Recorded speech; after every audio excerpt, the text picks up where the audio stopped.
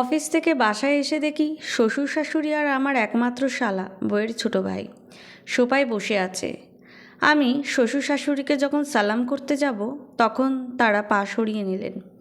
আমি শ্বশুরকে বললাম, বাবা ভালো আছেন? উনি মুখটা অন্যদিকে ঘুরিয়ে কিছুই বললেন না। আমি শাশুড়িকে বললাম, মা আপনি ভালো আছেন? উনি আঁচল দিয়ে মুখ ঢেকে বললেন, তুমি আমায় মা ডেকো না, আমার ঘৃণা লাগছে তোমার চেহারাটা দেখতে। বুঝতে পারছিলাম না ওনাদের কী এমন হলো যে আমার জন্য ওনাদের চোখে এত ঘৃণা ভর করছে। আমি আমার শালারকে বললাম, সাকিব কি হয়েছে? সাকিবও কিছু বলল না, শুধু ওর চোখে দেখতে পেলাম আমার প্রতি শুধু খুব রাগ। বাধ্য হয়ে নিজের রুমে গেলাম। রুমের ভেতরে ঢুকে দেখি দুটো বড় বড় লাগেজ, আর খাটের এক কোণে আমার স্ত্রী মিলি চুপ করে বসে আছে। মিলির চেহারা দেখে মনে হচ্ছে সেও খুব রেগে আছে। আমার প্রতি দুনিয়ার সমস্ত রাগ ওর এক চোখে আর অন্য চোখে দুনিয়ার সমস্ত ঘৃণা জমা হয়েছে। আমি ওর পাশে বসে বললাম, কি হয়েছে তোমার? সবাই এমন করছো কেন? মিলি আমার দিকে তাকিয়ে বলল, তোমার একটা সত্যি কথাতেই হয়তো এই সংসার টিকবে, নয়তো ভেঙে যাবে। আমি মিলির কথা শুনে অবাক হয়ে বললাম, মানে কি? মিলি আমাকে টেনে সবার সামনে এনে বলল, তুমি সবার সামনে সত্যিটা বলবে, তুমি কি আজ পতিতালয়ে গিয়েছিলে? কথাটা শুনে আমার বুকের ধুকধুকানি বেড়ে গেল। আমি মিলির হাতটা ধরতে চাইলাম, কিন্তু মিলি আমার হাতটা ছেড়ে দিয়ে বলল, তুমি আমার প্রশ্নের উত্তর দাও। আমি মিলিকে বললাম, তুমি ভেতরে চলো, তোমায় সব বুঝিয়ে বলছি। মিলি চিৎকার করে বলল, আমি কিছু শুনতে চাই না, তুমি হ্যাঁ অথবা না উত্তর দাও। আমি মাথাটা নিচু করে বললাম, হ্যাঁ আমি গিয়েছিলাম। আমার কথা শুনে মিলি রুম থেকে লাগেজগুলো নিয়ে আসলো। আমার শাশুড়ি বলতে লাগলো, ছি ছি ছি, শেষে কি না একটা লম্পট ছেলের সাথে আমার মেয়ের বিয়ে দিয়েছিলাম। আমার ছেলে ঠিকই বলেছে, পতিতালয়ের ভিতরে একটা চায়ের দোকানের সামনে এই লম্পটটাকে সবসময় দেখা যেত। আমি মিলির হাতটা ধরে বললাম, তুমি অন্তত আমার কথা শুনে যাও। মিলি আমাকে ধাক্কা দিয়ে বলল, যে মানুষের বউ থাকার পরেও বেশ্যাদের সাথে মেলামেশা করে তাদের সাথে আমার কোনো কথা থাকতে পারে না। আজ 3 দিন ধরে মিলির সাথে যোগাযোগ করার চেষ্টা করছি, কিন্তু পারছি না।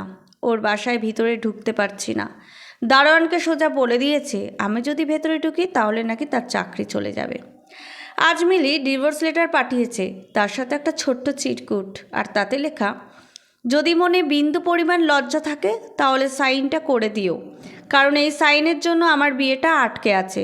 আমি মনে মনে সিদ্ধান্ত নিয়েছি আজ আমি আমার কাজিনকে বিয়ে করব। এই মুহূর্তে আমি আর মিলি পাশাপাশি বসে আছি। আমি উকিলকে বলেছিলাম ওর সাথে দেখা না করে আমি সাইন করব না, তাই ও আমার সাথে দেখা করতে রাজি হয়েছে। শাশুড়ি এসে বলল, আমার মেয়েকে যা বলার তাড়াতাড়ি বলে এইখান থেকে বিদায় হও, কারণ তোমার মতো নোংরা মানুষকে আমি সহ্য করতে পারছি না। আমি মিলিকে বললাম, তোমার 5 মিনিটের একটা ঘটনা বলবো, তারপর সাইন করে চলে যাব। তোমার তোমার পেছন ফিরে তাকিয়েও দেখব না। 8-9 বছর আগে একটু ফিরে যাই। আমি এতিম ছিলাম। মানুষের সাহায্যে সহযোগিতায় আমি এইচএসসি পাশ করি, কিন্তু সমস্যাটা হলো আমি যখন ঢাকা বিশ্ববিদ্যালয়ে চান্স পাই তখন ভর্তির জন্য এতগুলো টাকা দিতে কেউ রাজি হচ্ছিল না। আমি ঢাকায় আসলাম, টাকার জন্য এদিকে ওদিকে পাগলের মতো ছোটাছুটি করলাম, কিন্তু একটা টাকাও মিলল না। তাই মনের কষ্টে শেষে বাধ্য হয়ে সুসাইড করতে গেলাম। ব্রিজের ওপর দাঁড়িয়ে যখন লাফ দেওয়ার চেষ্টা করছি ঠিক তখনই একটা হাসির শব্দ পেলাম। পেছনে তাকিয়ে দেখি একটা মেয়ে, ঠোঁটে টকটকে লাল লিপস্টিক, মুখে সস্তা মেকআপ আর গায়ে করা পারফিউমের গন্ধ আমাকে দেখে হাসতে হাসতে বলল, লাফ দিয়ে লাভ নেই, কারণ তুই মরবি না।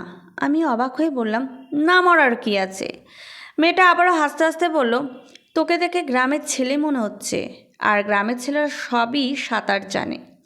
তুই এইখান থেকে লাফ দিবি, তারপর যখন দম বন্ধ হয়ে আসবে তখন বাঁচার জন্য ঠিকই সাঁতরে পড়ে উঠবি।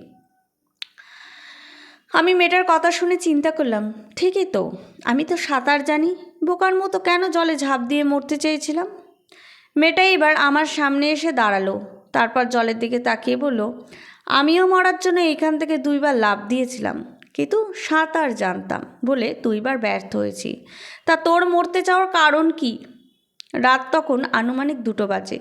ব্রিজের ওপর দাঁড়িয়ে থাকা ল্যাম্পপোস্টের হলুদ সোডিয়ামে আলোর নিচে বসে আমি আমার সব কিছু মেয়েটাকে খুলে বললাম। মেয়েটা আমার সব কথা শুনে হাসতে হাসতে বলল, তুই শেষে কি না টাকার জন্য মরতে গিয়েছিলি? আমি মাথা নিচু করে বললাম, তুমি কেন মরতে গিয়েছিলে? মেয়েটা বলল, প্রথমবার মরতে গিয়েছিলাম যখন নিজের সৎ বাবা আমায় ধর্ষণ করে, আর সেটা মাকে বলার পরও যখন মা বলে, যা আবার হয়ে গেছে, কাউকে কিছু বলার দরকার নেই।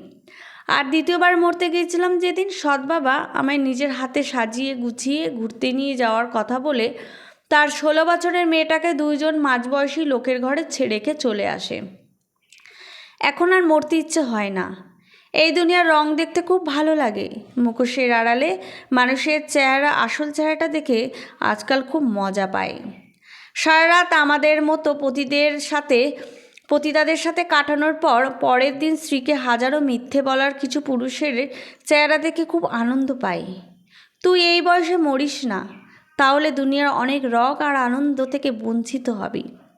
সূর্যের আলো যখন ফুটতে শুরু করবে তখন মেয়েটি আমার হাতে টাকা দিয়ে বলল, ভাই রে, প্রতিদিন একটু একটু করে মরে যাবার পরও যদি আমি বেঁচে থাকতে পারি, তাহলে তুই কেন পারবি না? সেই দিনে সেই মেয়েটি আমার ভর্তি সমস্ত টাকা দেয়। এমনকি যখন আমার যা প্রয়োজন ছিল মেয়েটি আমার সব দিত। মেয়েটির সাথে আমার যৌন চাহিদার কোনো সম্পর্ক ছিল না, সম্পর্ক ছিল ভাই বোনের। খুব চেষ্টা করেছি বোনকে এই অন্ধকার জগৎ থেকে বের করতে, কিন্তু পারিনি। তোমাদের মতো কিছু ভদ্রলোকের ভিড়ে অন্ধকার জগতের মেয়েদের নাকি আলো সহ্য হয় না, তাই মাঝে মাঝে নিজের আলোর জগৎ ছেড়ে অন্ধকার জগতে মিশে যায় আমার আলো পথ দেখানো সেই মানুষটিকে দেখতে। পেপারে সাইন করে সোজা চলে আসি। পেছন ফিরে তাকিয়ে দেখার কোনো ইচ্ছে নেই মিলি কী করছে। শুধু পাশে দাঁড়িয়ে থাকা শাশুড়িকে বললাম, আমি না হয় নোংরা ছেলে, তা পতিতালয়ে যায়, কিন্তু আপনার ছেলে তো ভদ্র বাবা মায়ের সন্তান। সে কিভাবে জানে আমি নিষিদ্ধ পল্লীর ভিতরে চায়ের দোকানের সামনে বসে থাকি? সে কি নিষিদ্ধ পল্লীতে চা খেতে যায় নাকি? থাকা, বাকিটা বুঝে নেবেন। এখন মধ্যরাত, আমি ব্রিজের ওপর দাঁড়িয়ে আছি। আমার সাথে ঘটে যাওয়া ঘটনাগুলো ভাবছি। পেছন থেকে একটা মেয়ে আমায় ডাকছে, আর সে আর কেউ নয়, আমার সেই পতিতা বোন, আর তার সাথে আমার স্ত্রী মিলি আমার সেই বোনকে খুঁজে তার কাছে সব ঘটনা খুলে বলে। তারপর আমার কাছে ক্ষমা চাইতে আসছে, কারণ মিলি জানে ও একা আসলে কোনো দিন আমি তাকে ক্ষমা করব না। সেদিন আমি পারিনি সেই বোনটার আদেশ অনুরোধ অমান্য করতে। মিলিকে ক্ষমা করে দিয়েছি, তবে আমার শ্বশুরবাড়ির সবার সাথে সম্পর্ক ছিন্ন করার শর্তে মিলিও সব শর্ত মেনে নিয়েছে। বোন আবার নতুন করে আমাদের ভেঙে যাওয়া সম্পর্কে জোড়া লাগিয়েছে। আর হ্যাঁ, সেদিন ডিভোর্স পেপারে আমি সাইন করলেও মিলি করেনি।